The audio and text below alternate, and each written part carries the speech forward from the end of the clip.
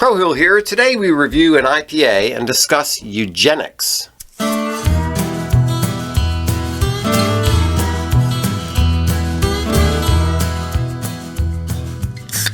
Hello and welcome to Beer and Conversation with Pigweed and Crowhill. Good evening, Pigweed. Good evening, Crowhill. What's on your mind today? Well, I was just wondering what you thought about this question regarding the best way to benefit society, broadly. Yeah. All right. Do you think it's better if we have healthy, intelligent, and productive people having a lot of children, or sickly, low IQ, layabouts prone to crime having a lot of children? Yeah, probably the first, yeah. Well, then I would say, why don't we have a government program in charge of such a thing? And you want Joe Biden running that program? No, but we'll get experts. Experts. Yes, smart Maybe people. Hillary Clinton can run that program. How you're skeptical on my idea? We're gonna get some smart people. Maybe Rudolph Hess. All right, I see where you're going with this, but let's flesh this idea out after we drink this homebrew. This homebrew, very good. And it's homebrew, which is not particularly carbonated, is it? Oh, well, okay. Yeah, it should be. That's fine. And it doesn't. How does it compare to most IPAs you've had lately? This is a little darker. Yes, it is. A little bit. To me, it's a very underbrewed style. The Black IPA. Black IPA. Yeah. It's a little bit roasty from the specific grain that I don't use in anything else. It's called melanoidin, which is supposed to give like a toasted bread. But the IPA, you're supposed to jam it with some American citrusy hops and creates an interesting balance. And let's see if I got. And so this your taste for black IPAs dates back to when our beer club was meeting at what was the brewery? Yeah, Duclaw. Duclaw, that's right. And they had Black Lightning. They had Black Lightning. My favorite beer they made. Yeah, and then they stopped making it. They don't make it anymore. But by that time, I had already worked on a recipe that I thought was pretty close to that. And it was, by the way, I brewed it the first time. This is the only beer I've ever brewed one time and then stuck with the recipe ever since. Wow. And it was the weekend that SEAL Team 6 took out Bin Laden. And so this is like SEAL Team 6 Black Ops IPA. There we go. It's got a really nice roasty maltiness to it. It does, but I'm not getting the citrusy hops I was hoping for. And the problem is, you say, well, just add a bunch more hops. Well, now you're blowing out your IBUs. Yeah, right. But what if I just moved my 60 minutes, like everything 30 and below? Yeah, maybe it's a timing. Then I could put more hops in if I didn't have some 60-minute hops or something. I'm getting a lot of hop bitterness, but I'm not getting the citrusy flavor. Yeah. I think the maltiness is kind of overpowering. Well, yes, I think it has so much to overcome in terms of the maltiness. However, it is still delightful, and it's not, and it is, to me, it doesn't taste like a porter or a stout, even though it's black. Yes. Oh. It's too hoppy to be a porter or a stout.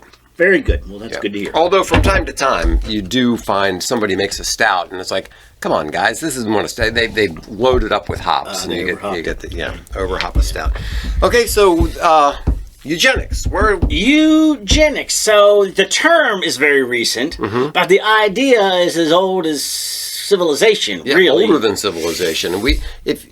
I remember one time I was helping somebody paint their house, and I was talking with this one guy about.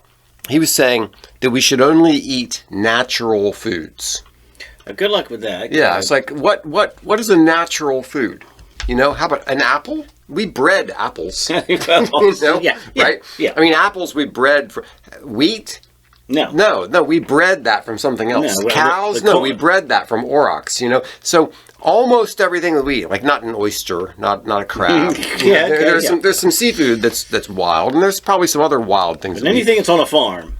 Yeah, we bred that thing from something else. And it's worked out pretty good, and it's been a great idea. Yes. So this apparently it was in Plato's Republic that he said we need to have like these marrying festivals where you take the I think Reverend Moon does that. Yes, exactly. The fittest of the fit, and you stick them together, and you go have at it, because Taylor Swift and what's that other guy? Yeah, the Kelsey guy. I tell you what, I've joked Travis in the past before about kind of upset that Tom Brady and Giselle only had 3 kids. Yeah, like, come exactly. on. We need those genes. Yeah, well, I mean, look at Elon Musk. He's doing his part. He's doing his part. I think he's got up to 9. Something like that. Yeah. Maybe we could use some more of those. Yes. So this. So and then there's the opposite side of that. Yeah. Of just like taking deformed babies and leaving them out on a rock somewhere. Right. You know what I mean? Like reverse going, look, this is not going to contribute to the tribe or the society, and it's not what we consider cool now, but it is a eugenics type thing. So a long time ago, I heard a story comparing the descendants of Jonathan Edwards, the New England preacher, famous for Sinners in the Hands of an Angry God, and the descendants of some drunken bum who was a contemporary of Jonathan Edwards. Right. And supposedly somebody followed their descendants. And, from Jonathan Edwards, you get this many presidents of Princeton, this many lawyers, this many clergymen, this many this, and from the descendants of the drunken bum, you get this many criminals, this many, Okay, right? so it held up a little. Now, the eugenic theory kind of holds true. Whether that could be just self-serving a little bit. Yeah. It could have been a self-serving thing from one of these proponents of eugenics, but the concept that some element of the excellence of some person is heritable is not a crazy concept. Yeah, so they didn't know about genes, but they knew about her. They knew that the son looks like the dad. Yes. You know what I mean? So we get that very early. And what percentage of Mongolians claim to have some lineage to Genghis Khan? That's right. So that's amazing. Yeah. And why not?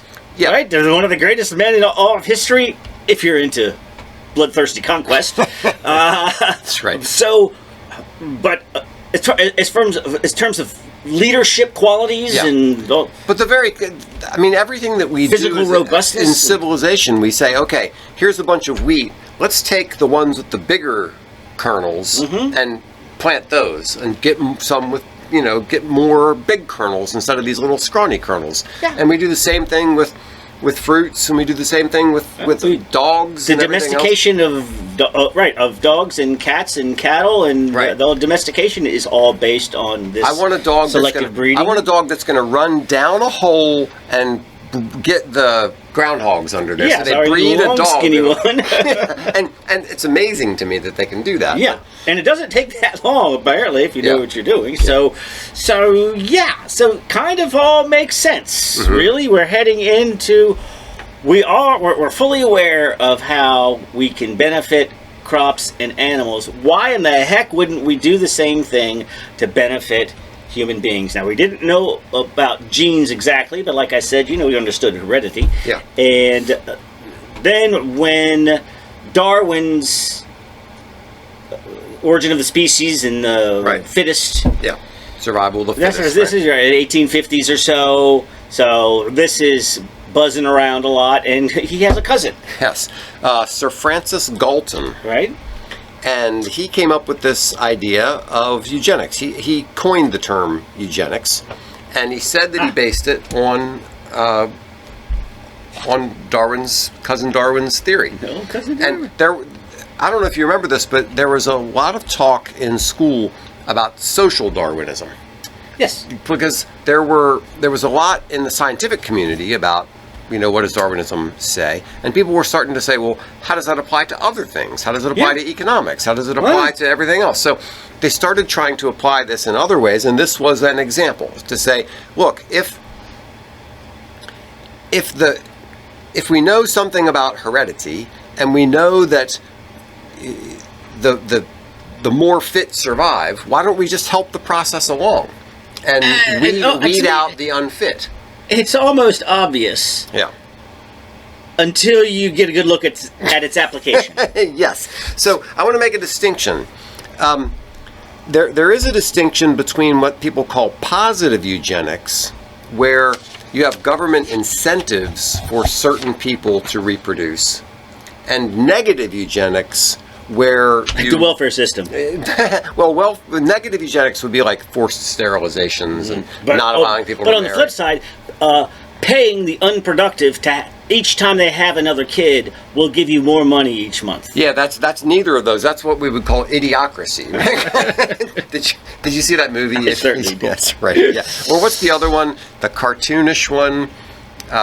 It's a Disney movie, but Wall-E. Yeah. Yeah, remember? Yeah. They basically sitting on a spaceship for multiple generations doing nothing, and they just end up being fat slobs. Yeah. Just doing nothing. Right.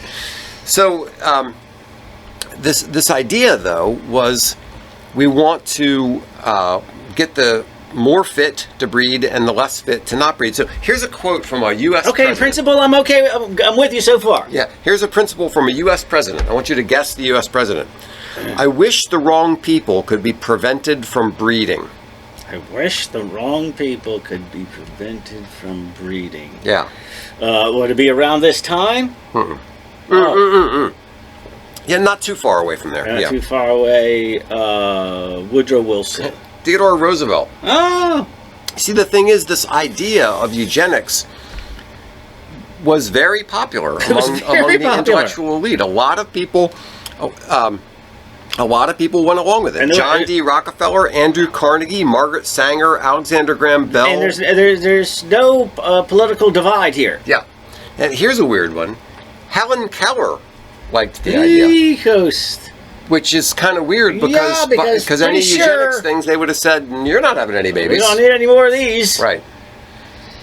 Right. So it was a very popular idea, and it took off not just in the United States, but throughout Europe in like the late 19th, early 20th century. Right. So here we have our first official appearance in American history is 1896, Connecticut made it illegal for people with epilepsy or who were feeble-minded to marry. Mm-hmm. So now we're fine. Now we're getting, instead of just sort of people giving lectures on the matter, we have legislation. But let me ask you, this feeble-minded sounds kind of vague. Mm-hmm. Now, if you were to use the terms, say, imbecile, moron, or idiot, you just think of those as insults. Yes.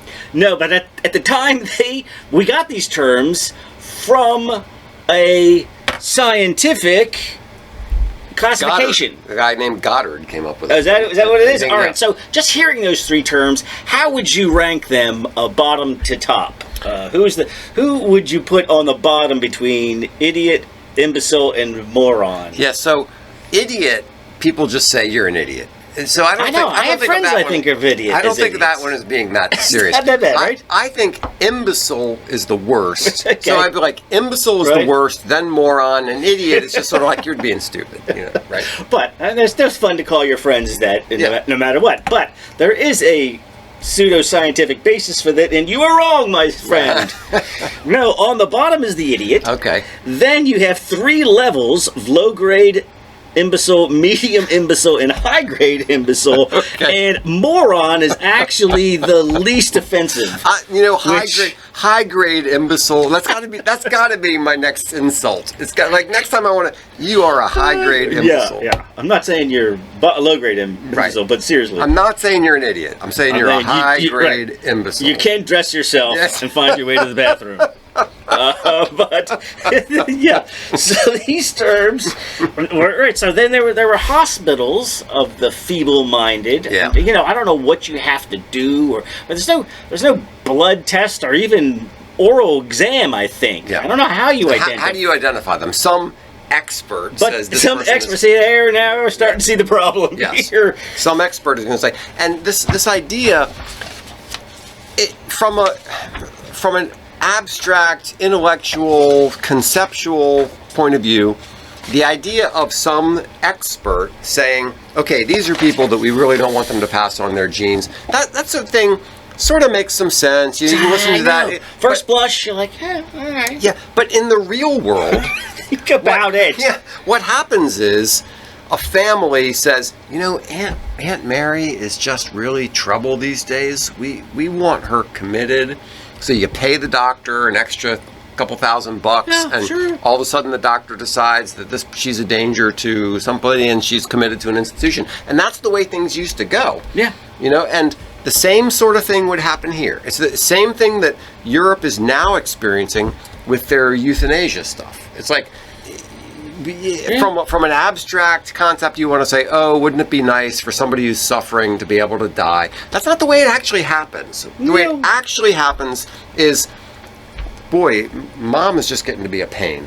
And, right? And the exact same thing is going to happen here. Right. And so then we start moving into forced sterilizations in the 20s. Yeah.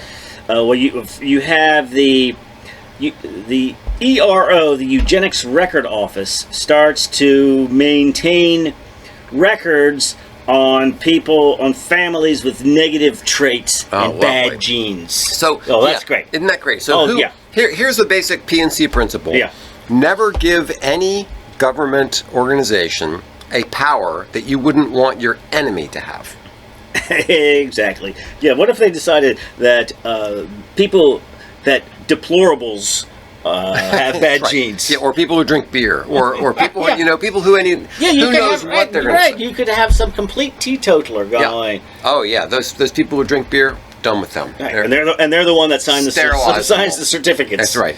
Yeah. So this is something. It is such an obvious principle if you have two brain cells and you think about it for 2 seconds. Yeah. That you don't want to give any government power, to anybody that you wouldn't want somebody who hates you to have.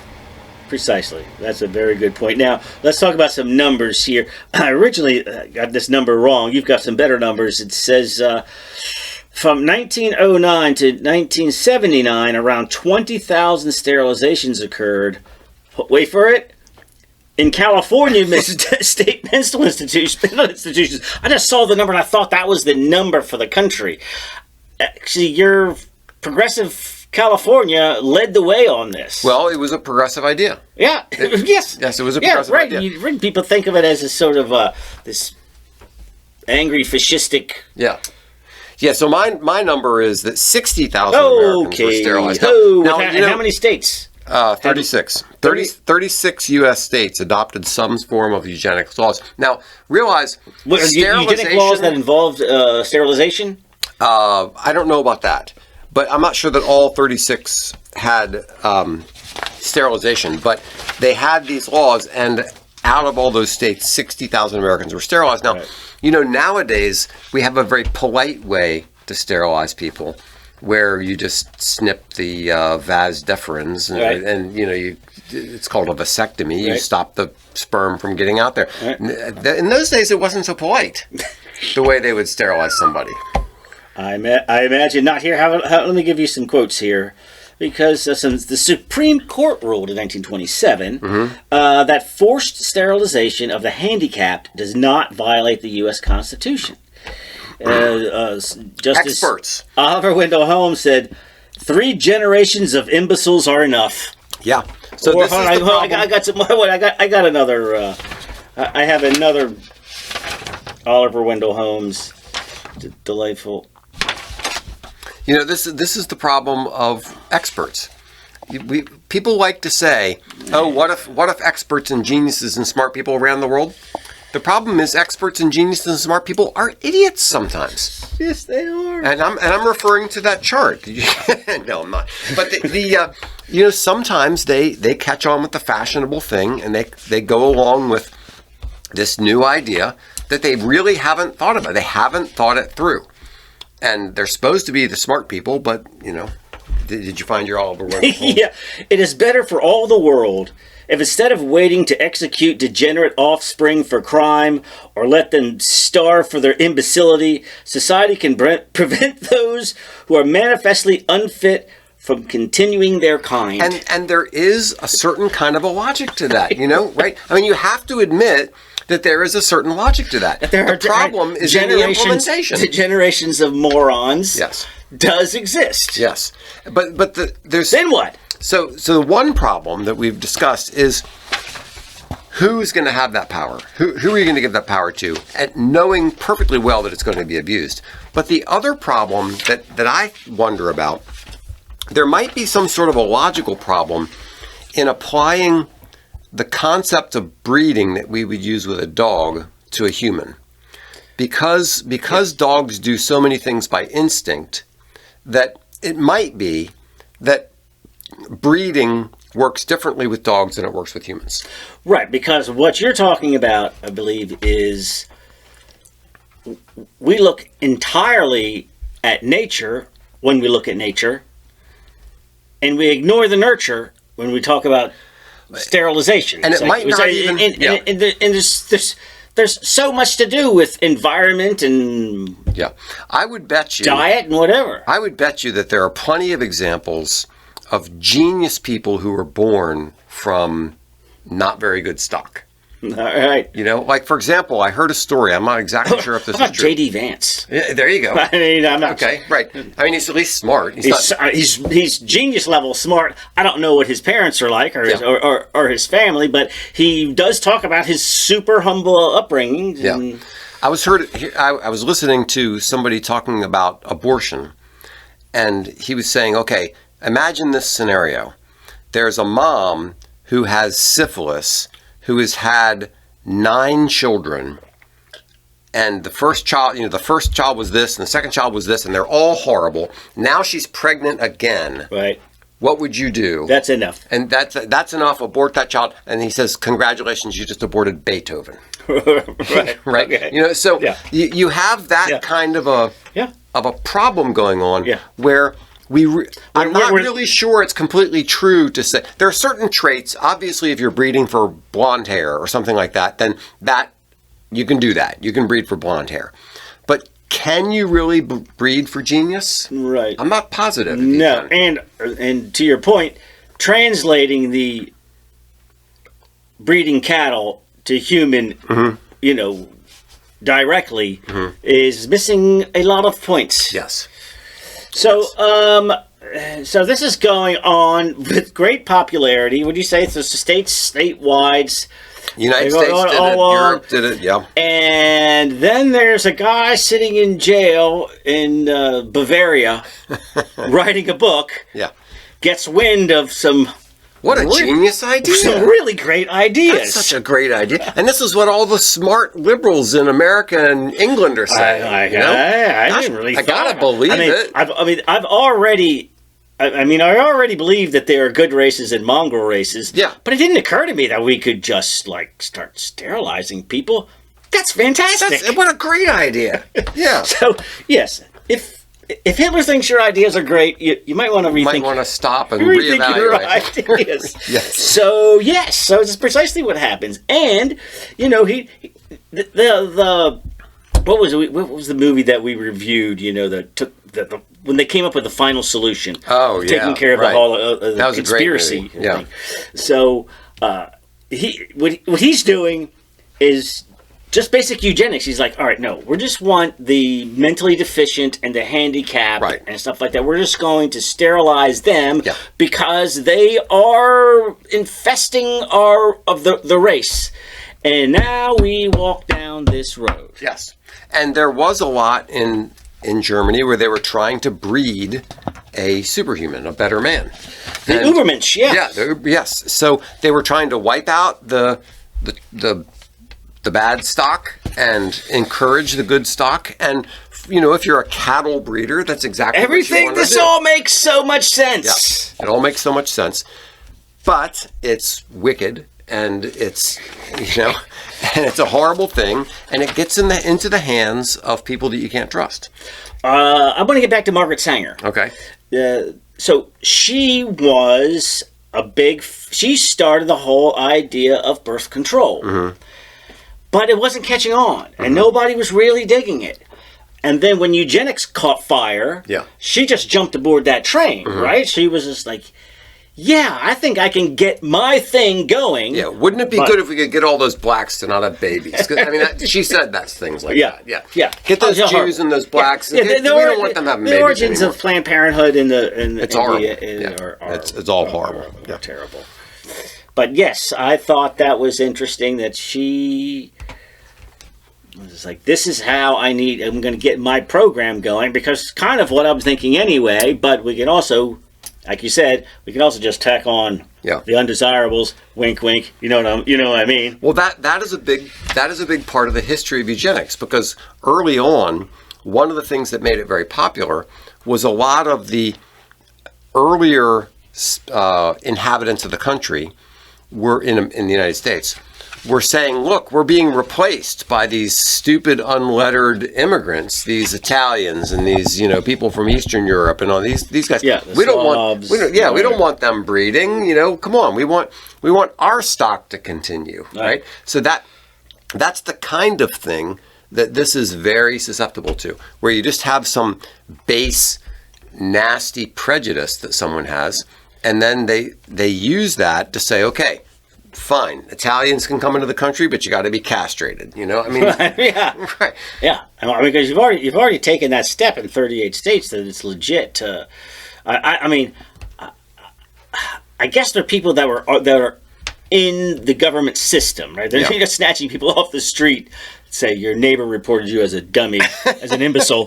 Right, so I guess if they're well connected enough, right? That's the other thing about it. Right. You're right. No, you're rich and well connected, and your daughter wants to marry some low life Greek immigrant. Yeah.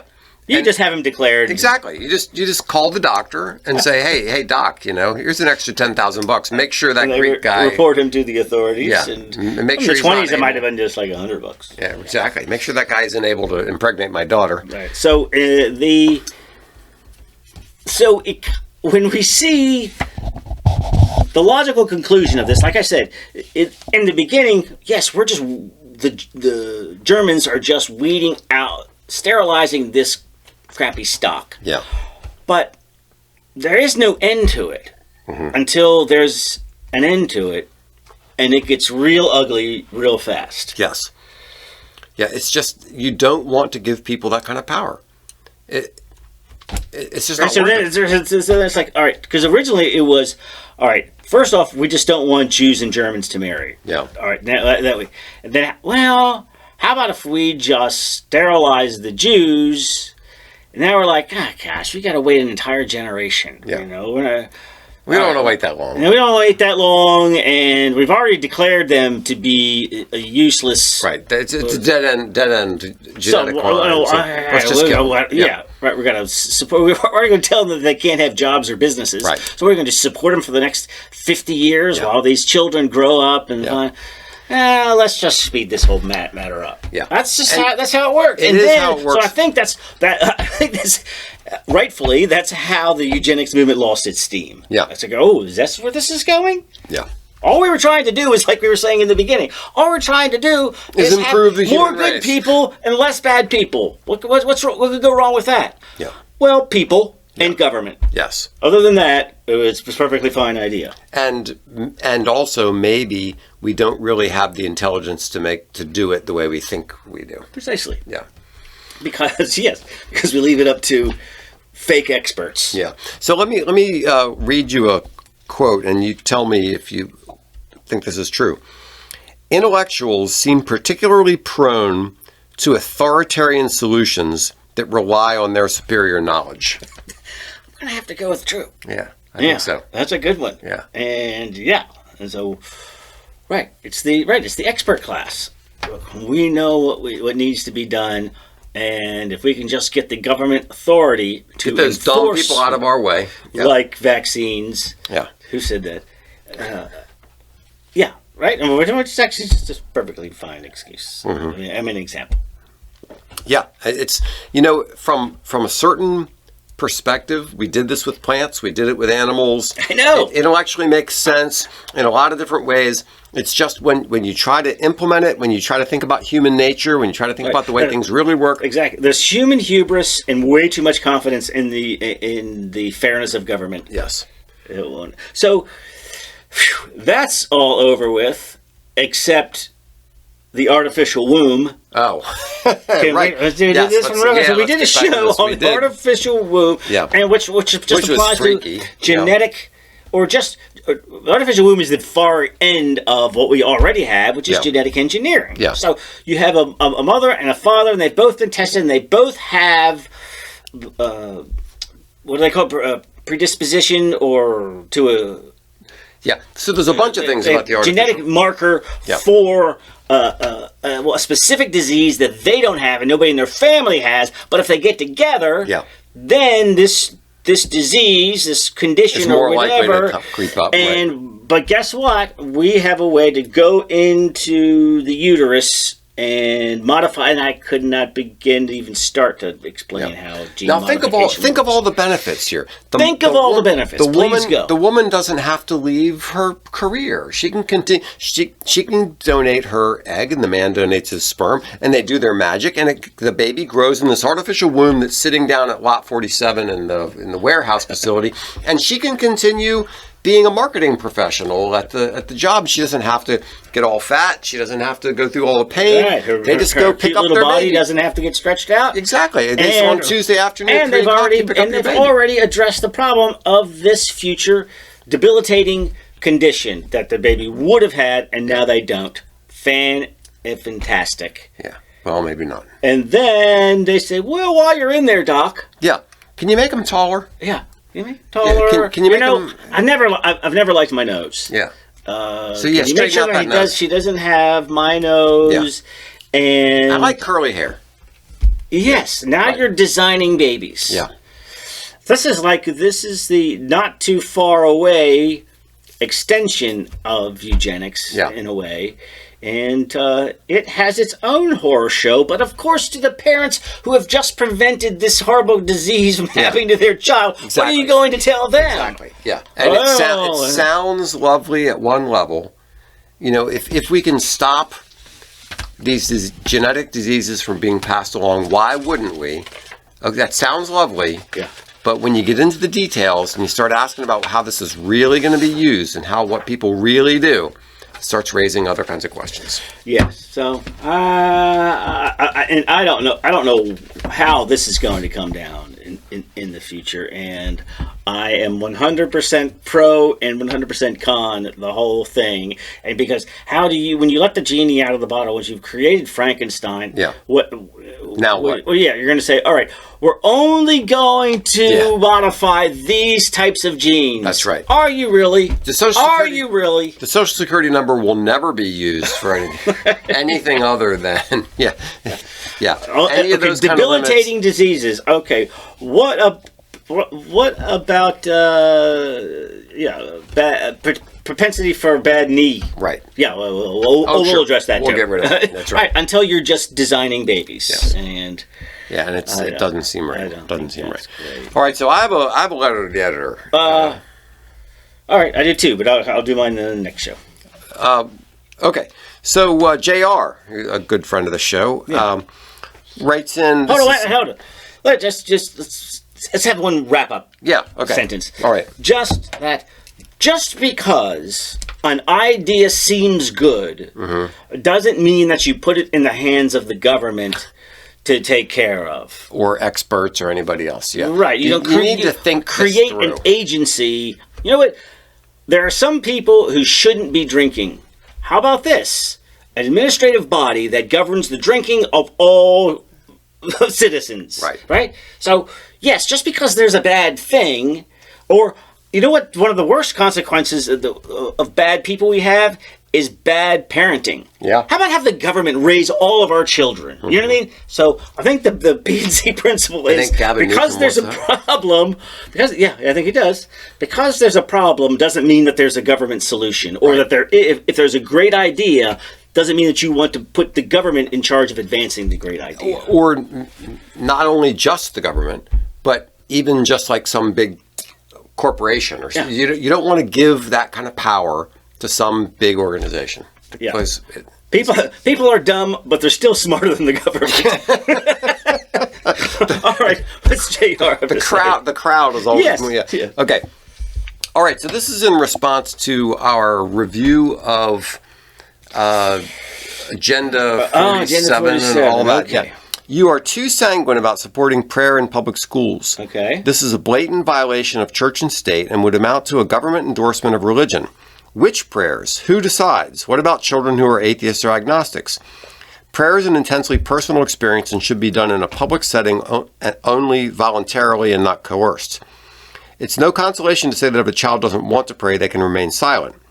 That's putting undeserved pressure on children who may feel implicitly required to participate. An old joke has it that there will always be prayer in schools as long as there are math tests. So now let's start with the observation that JR is Jewish, so he's coming from the perspective of a religious minority. Okay. So fair. You can see a situation where maybe a majority Christian culture is saying we need to pray the Lord's Prayer or something like that. Well, let's back up one step. Yeah. I think that wasn't prayer in school struck down by the Supreme Court. Yes. And just like abortion, what did they rely on? Yeah, the fact that it was the government running the schools. What he's saying violates separation of church, which actually isn't a real thing. Yes. So as if the Supreme Court had decided that based on the separation of church and state, which doesn't exist in the Constitution, which is the only purview of the although I'm not sure the Supreme Court was stupid enough to have said separation of church and state. They were probably referring to the Establishment Clause. Yes. The government shall make no law establishing religion. Right. So the question then becomes, does a government-run school encouraging people to pray a certain prayer establish religion? Right. But the principle was to establish a religion. Yeah. But not religion in general. Choosing a religion exclusively, yeah, one over the other. Because so I think that's where they kind of got it wrong. Well, that's an issue because the Supreme Court has ruled that the general idea of religion, the government promoting religion in general, is a different thing from the government promoting a religion. And where do they come down on? Well, it's been kind of back and forth, but I think there have been cases, like, for example, when people have challenged the idea of having a Senate chaplain or the idea of in God we trust on the money or something like that, that generally speaking, courts have said, look, the idea of sort of a public religiosity is not establishing a religion. Yeah. So I would say consistent with that is allowing prayer. So I guess what he's saying is what prayer? Yeah. As he's talking now, what if you just Jewish prayer, a Sikh prayer, a Hindu prayer? What if you had 30 seconds of silent prayer, right, or something like that? Or is it possible to come up with the most generic of all prayers? Right. And would that please anybody? Would that please anybody? Yeah. So my reaction. But the point that he's objecting to is the idea that Trump is going to put prayer in schools, or that we endorsed this idea. The person that criticized the Agenda 47 said that Trump was going to put prayer in schools, which which is not going to happen and couldn't happen. Right. The only thing that he could do is, well, nothing really. He could support a Supreme Court decision if it happened to come up through the system. But the president has no influence on a Supreme Court decision. And even though he doesn't, right? Yeah. So his objection is our endorsement of something that's probably never even going to happen anyway. Yeah. See, my reaction to the whole thing is to challenge the assumption. Right. The assumption is that the government runs the school system. And to me, that is the most ridiculously un-American concept that we have allowed to exist in this country. Like, the idea that the government runs the school system sounds like something communist China would do, right? No, the government's going to raise your children. We're going to indoctrinate your children. We're going to tell them what to believe, what to think, what to know. Well, that's not going to happen. Exactly. They're just going to teach you math and reading and writing and arithmetic. That's right. Yeah. So my position, which will never turn into public policy anytime soon, is government should have nothing to do with school whatsoever. And that, from my perspective, you can have a Jewish school, you can have a Christian school, you can have an atheist school, you can have whatever kind of school you want. And parents can decide whether they want to send their kids to those schools. And that there have been a lot of kids. I grew up an atheist in school, and there was a lot of Christian talk, and I just had to deal with that. That was just part of living with things. So when I attended Young Life after school, in the school, right. Was that a government endorsement of religion? Yeah. Yeah. See, I just say my reaction to the whole thing is take the government out of it entirely. The whole. If the government was out of it entirely, and that's how we live now, and then somebody suggested maybe the government should take over religion, we'd go, what is this, communist China? Exactly. That's exactly my point. Because what does a school do? A school teaches people how to think, what's true, all this other kind of stuff. And you're going to give that to the government? I mean, come on. To me, that is the most absurd proposition in the world, and I don't understand. Well, how long does... I don't understand why. I don't understand why we put up with this for so many years. Put this down. Do you have any idea when the right to public school came from the government? There was one guy, I can't remember his name off the top of my head. But how long ago? The 1920s or something like that. So what were we doing before that? They just had neighborhoods would have schools. And you paid the teacher? And you hired a teacher, and the teacher came in, and the government had nothing to do with it. And their SAT scores were through the roof. That's right. If you looked at the tests that the fourth graders took, most of us couldn't pass them. Right. You're right. You had to recite Cicero in the sixth grade. Yeah, that's right. In some other language. Yeah. Right. All right. Well, that's a very good. It is an excellent response, JR, and thank you for the letter because it is a legit concern, and I understand that. I think it's a very good concern. I'm not sure I'm backing down, but there we go. I appreciate it. Okay, thanks. Cheers. Thanks so much for listening to Beer and Conversation with Pigweed and Crowhill. Remember to visit us at pigweedandcrowhill.com or send us an email at pigweedshow@gmail.com.